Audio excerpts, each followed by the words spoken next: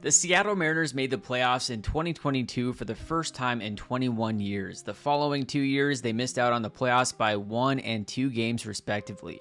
In 2024, they had the best rotation the Mariners franchise has ever seen, while having one of the worst offenses in all of baseball. Heading into this offseason, their needs were clear. They need a first baseman, a second baseman, and a third baseman, ideally one that can make contact with the baseball.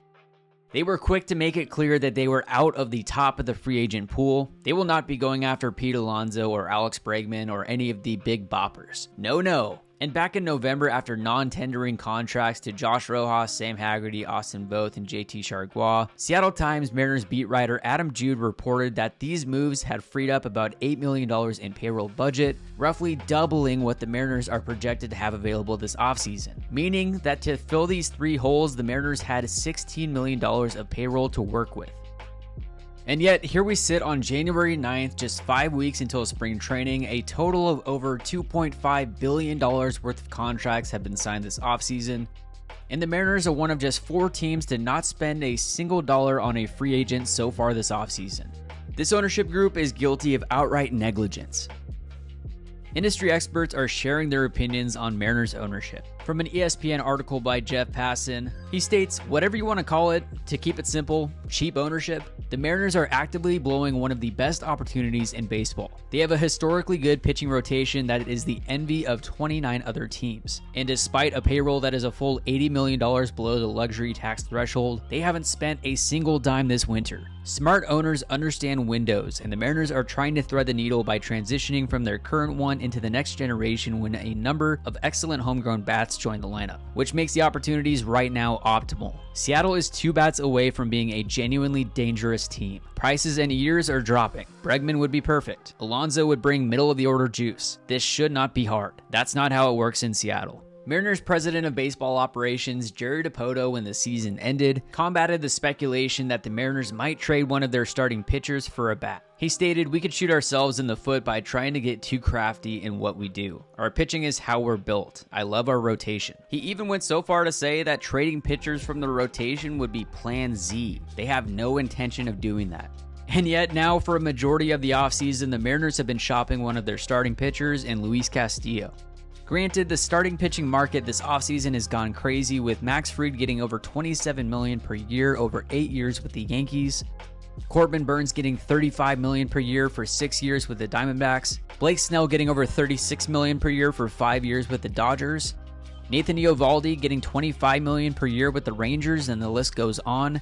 So Luis Castillo's $23 million per year for the next 3 to 4 years makes him that much more valuable. However, back to Jeff's article, for all the urgency of Seattle's situation, the ownership group has shown zero inclination to be nimble and take advantage of market forces working in its favor. Maybe that changes, but the likelier outcome is the Mariners seek bargain contracts again and find themselves one more time victimized by self-inflicted half measures. And the Mariners have already become a victim this offseason. At first base, they had their guy lined up and ready to go. They were set to secure a reunion with first base switch hitter Carlos Santana, who would be heading into his age 39 season, but Julio Rodriguez had become one of his best friends, and with other Spanish speakers on the team in Victor Robles and Randy Rosarena, Carlos Santana is a clubhouse guy that can take those guys to the next level. The Mariners offered Santana a 1-year deal with a player option for his second season, but then the Cleveland Guardians traded first baseman Josh Naylor to the Diamondbacks, freed up the spot at first base, and Carlos decided to sign with the Guardians for less guaranteed money, a 1-year deal for $12 million. This coming on the same day that Paul Goldschmidt signed a 1-year, $12.5 million contract with the Yankees, and a day after the Houston Astros were able to land first baseman Christian Walker to a 3-year, $60 million contract. Keep in mind, if Carlos did sign with Seattle, that would have taken up $12 of the $16 million available this offseason, unless they were able to offload other contracts such as Mitch Garver, Mitch Haniger, or again trade Luis Castillo in his contract. The first base market is drying up and drying up quickly. The other names still available on the first base free agent market are Pete Alonso, Anthony Rizzo, Justin Turner, Ty France, Joey Gallo, Jose Abreu, Yuli Gurriel, and Rowdy Tellez. At this point, the hope is that Justin Turner wants to come back to Seattle for another year to be that veteran in the clubhouse, but he, like others, likely will wait out the Pete Alonso and Alex Bregman signings, and Turner, having spent a majority of his career in LA, might be waiting for a reunion with the Dodgers. Outside of the first base free agent market, one of the trade candidates in Josh Naylor was already sent to the Diamondbacks. It seems the Rays would want to hold on to Yandy Diaz. Tristan Casas still might be an option from the Red Sox, but now you're tapping into prospect capital instead of just spending some money. At third base, the options are slim to none. The Mariners decided to non-tender Josh Rojas a contract. He has since signed with the White Sox on a 1-year, $3.5 million contract. Gio Urshela has gone to the A's, and still out there is Alex Bregman, Jose Iglesias, or Yoan Moncada. On the trade market, I doubt the Mariners would want to pick up Nolan Arenado and his $52 million or so remaining over the next 3 years. I don't know if Alec Boehm from the Phillies is still on the table, but third base is not a spot that the Mariners can currently fill out of their farm system. As for second base, we've already seen Gleyber Torres go to the Tigers, Hyun-Sung Kim go to the Dodgers, and still out on the market are Brandon Drury, Ha-Sung Kim, Jorge Polanco, our good buddy Adam Frazier, Brendan Rodgers, and a couple other fill-ins.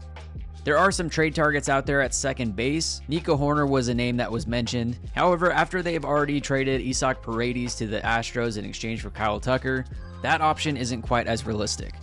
Realistically, I think second base is going to be filled out of the Mariners' current depth chart, probably starting with Ryan Bliss. You have a utility man Dylan Moore as well, and at some point later this year, it's expected to see Cole Young. But unless this ownership group can commit to spending money and helping turn this team into what it truly can be, we're going to have to pray the starting rotation and bullpen can stay healthy and remain elite, and that some of these younger guys on offense can come up and perform right away.